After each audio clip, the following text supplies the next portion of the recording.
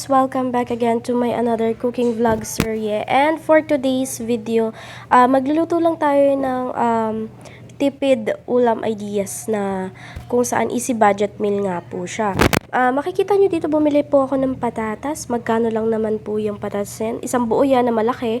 And ginayat-gayat ko na rin siya. Tapos nagayat na rin ako ng sibuyas, isang buong sibuyas. Tapos meron kayo yung makikita dito na can na yan nga, yung isa is corned beef, then ito naman is giniling in can. So, yan lang po yung mga ingredients na gagamitin natin bukod po sa, may mantika pa pala syempre. So, ayan, let's start na po. At ayun na nga po, naka-prepare na po yung kalan natin. Tapos nagpapainit na rin ako ng kawali. And okay na siguro siya, so lagyan na natin siya ng konting mantika, panggisa lang dun sa sibuyas. Then, papainitin lang natin yung mantika na yan ng mga ilang minuto or segundo, okay na yan. Since mainit naman na yung kawali natin, ilalagay ko na yung sibuyas na ginayat ko. Yan. Gusto ko kasi madaming sibuyas. Wako, lately kasi nasasarapan na ako sa sibuyas eh. Before, ayaw ko talaga ng mga ganyan. Laging natitira yan sa pagkain ko kapag may mga nilulutong ulam, tas may mga sibuyas, ganun. Yan, then isusutay lang natin yan. Wow, sutay shala, diba? Halu-haluin lang natin yan hanggang sa maging okay na siya.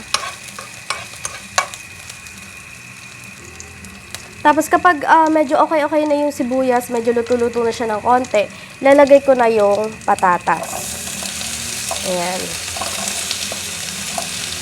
Para at least, 'di ba, mas mabilis siyang lumambot kapag siya yung inuuna nating ilalagay. Yan. Yan.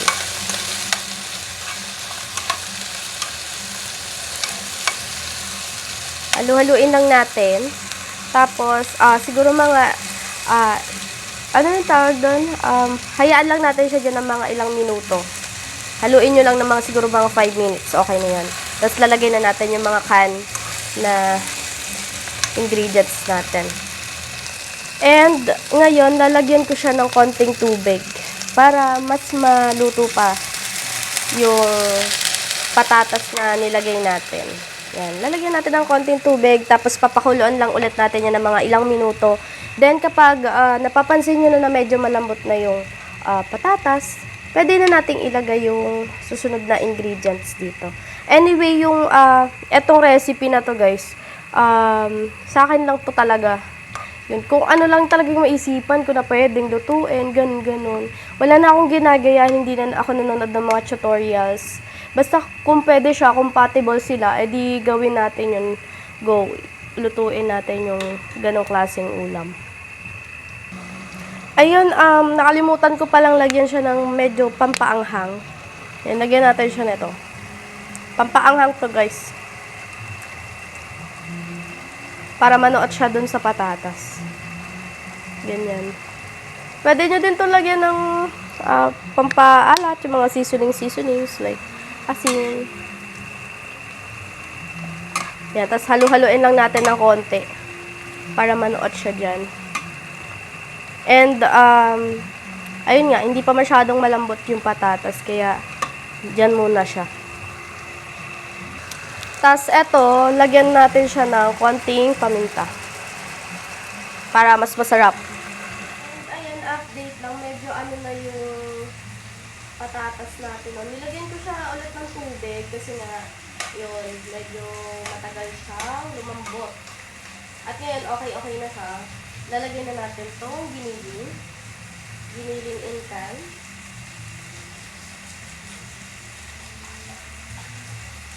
Ayan. Lagyan na natin.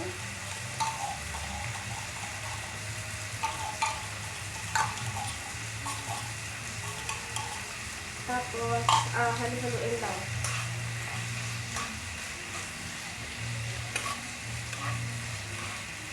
Halu-haluin lang natin.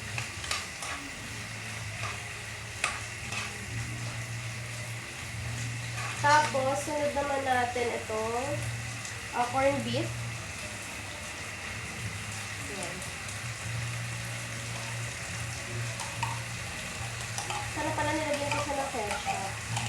Siguro mas masarap sa patatas. Masarap siya.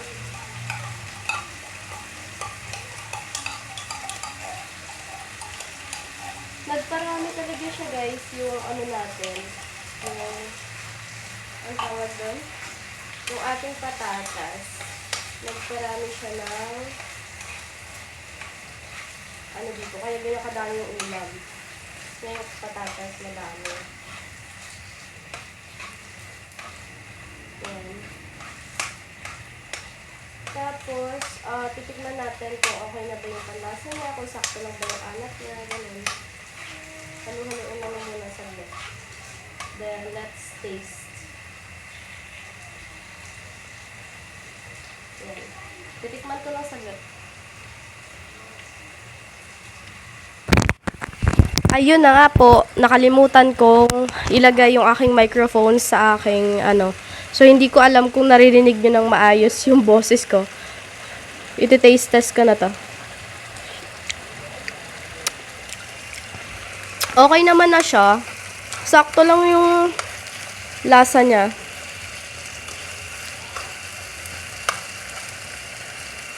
Sakto lang. Pwede nating lagyan ng konting toyo. Konti lang. Kasi baka masyadong umalat.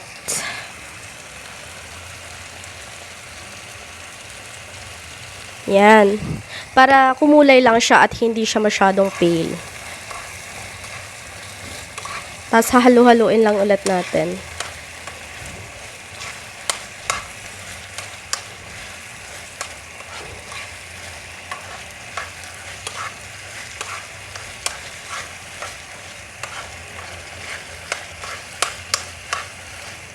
Ayan, medyo okay na yan. Tingnan natin yung patatas, no? Kung ano na ba siya. Kung luto na. Ayan, nahulog pa.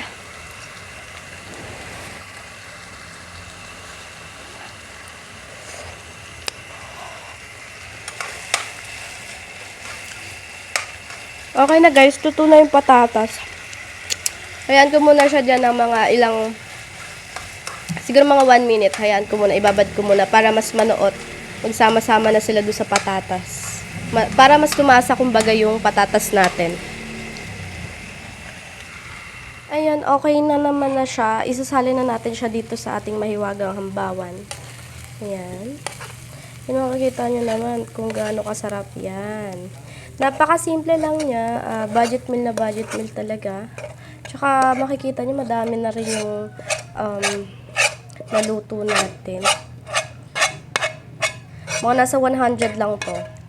Yan. Nasa 100. Kasama na yung sibuyas, yung patatas, and then yung mga delata. Actually, hindi naman ako araw-araw nagdedelata na ulam. Kasi kahapon kakagulay lang namin. So, ito. Tsaka if magdedelata ako, hinahaluan ko talaga siya ng mga gulay-gulay. Hiniluluto ko talaga siya kasi syempre masama din yung mga canned foods na aaraw-arawin mo, ganun. So, parang siguro sa isang linggo, pwede na yung 2 beses kang magdelata, ganun. Tapos, mas okay kung lulutuin mo siya. And guys, finished product. Worth 100 pesos yan.